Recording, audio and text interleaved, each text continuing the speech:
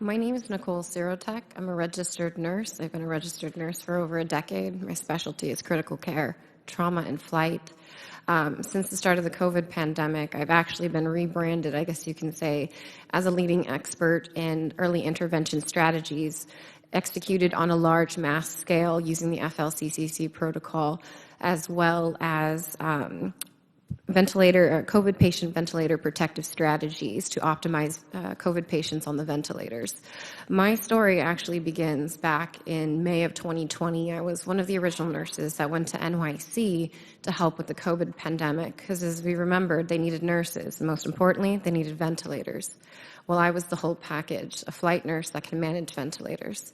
And when I arrived there, the gross negligence and the medical, malfeasance that happened in there and the complete medical mismanagement of these patients is what has led us to the situation that we're in right now.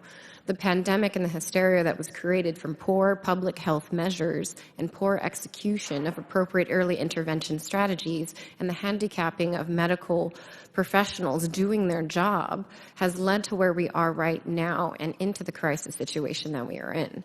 I will use several key case studies that will represent larger descriptive statistical information for what I'm going to speak of. But when I was in New York, and what continues to happen today, is that many of them are not dying from COVID. Now, many people don't know about me is that I'm actually a master's prepared biochemist, and I have worked extensively with the HIV virus, tracking genetic mutations. So I feel very comfortable going toe-to-toe with some of these doctors here, although I am not a doctor, I'm just a nurse. But what we saw on these front lines, we knew what was happening.